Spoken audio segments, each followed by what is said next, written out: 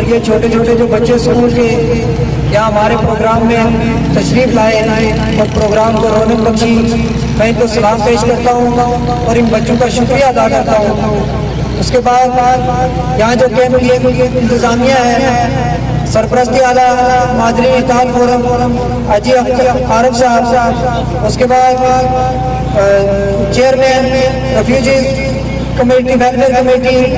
سرفراز راجہ صاحب، اس کے بعد سردار پرویز صاحب جو ریفیوجی ویلفیئر کمیٹی کے صدر ہیں، سردار مزمل صاحب، سردار آفتاب صاحب، جتنے بھی میرے دوست میرے بھائی جن کا میں نام نہیں لے سکتا ان سے معذرت چاہتا ہوں۔ میرپور سے آئے ہوئے ہمارے مہاجرین اتحاد فورم کے صدر خواجہ ایاز صاحب، تحریک آزادی کشمیر کے صف اول کے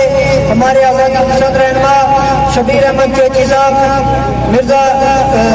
ظفر صاحب، مرزا ظہیر صاحب اور اعجاز میر صاحب اور دیگر ان کے ساتھ جتنے بھی ہیں ان کا بھی شکریہ ادا کرتا ہوں۔ میرے ساتھ اسلام آباد سے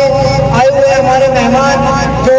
میں ان کا شکریہ ادا کرتا ہوں کہ وہ میری دعوت پہ یہاں تشریف لائے، ہمارے بڑے بھائیوں کی طرح جناب مشتاق بٹ صاحب سینئر حریت رہنما یہاں پہ اپنے قیمتی وقت نکال کے تشریف لائے ہمارے پروگرام میں ان کا شکریہ ادا کرتا ہوں۔ ان کے ساتھ اسٹوڈنٹ ونگ شباب المسلمین کے چیئرمین ریاض امان صاحب تشریف لائے، ان کا بھی شکریہ ادا کرتا ہوں۔ آج کا یہ دن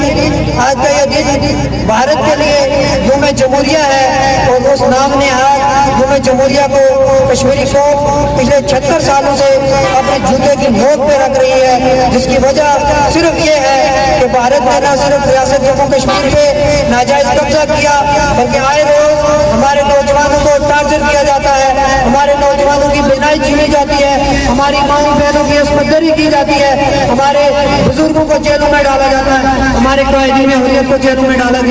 ایسا ملک جو اتنا ظلم اور بربریت کرتا ہو پھر آج کی دنیا کی آنکھوں میں دھول جھونکنے کے برابر وہ یہ بات کہہ رہا ہے کہ وہ جمہوری ہے۔ بھارت جمہوری نہیں بلکہ دنیا کا سب سے بڑا دہشت گرد ملک ہے، کیونکہ اس وقت آپ کشمیر کے ساتھ ساتھ ہندوستان کے اندر دیکھیں جہاں مسلمان بچوں کے حجاب پہ پابندی ہو، جہاں بابری مسجد کو شہید کر کے رام مندر کی تعمیر کی گئی ہو، جہاں مسلمانوں کے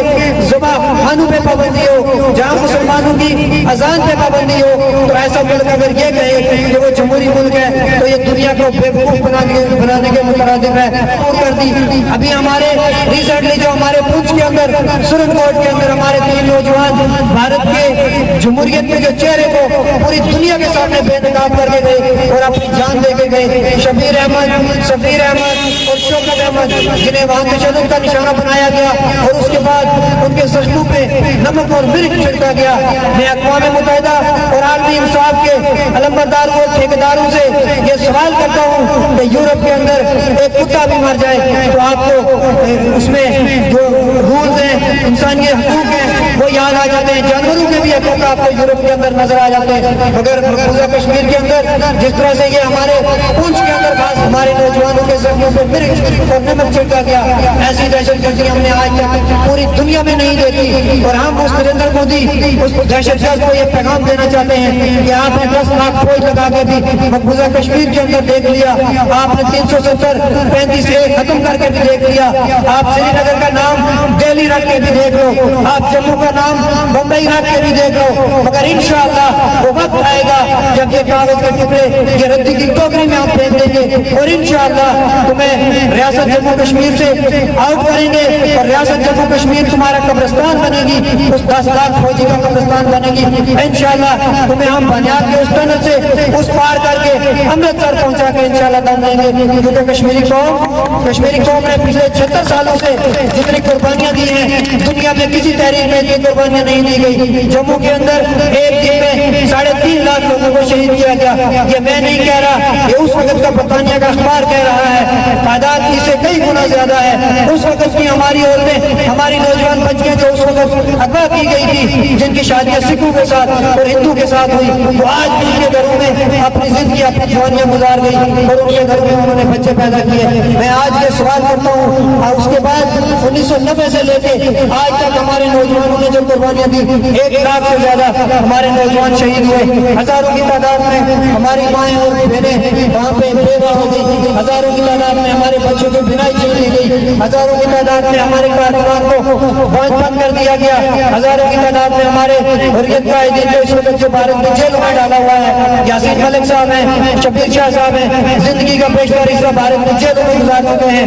मिसरत आलम भट्ट साहब हैं। भारत इस वक्त नरेंद्र मोदी सिर्फ अपने इलेक्शन कैंपेन को कामयाब बनाने के लिए खित्ता पीर पंजाल के अंदर जिस तरह का ऑपरेशन शुरू किया हुआ है, उन्होंने जिस तरह की नामियात दहशतगर्दी शुरू की हुई है, उसके बाद यासीन मलिक साहब, शबीर शाह साहब, मिसरत आलम भट्ट साहब, मोहम्मद बशीर साहब और दीगर जितने भी कायदीन हैं, इनमें से वो किसी न किसी को फांसी के फंदे पे लटकाना चाहता है ताकि वो हिंदुत्व का वोट हासिल करे, नरेंद्र मोदी अपनी हुकूमत को कायम करे। लेकिन हम आलमी दुनिया और अक़वाम मुत्तहिदा को ये पैगाम देते हैं कि अक़वाम मुत्तहिदा हमारे मकबूजा रियासत जम्मू कश्मीर के केस का सबसे बड़ा ज़ामिन है और अक़वाम मुत्तहिदा का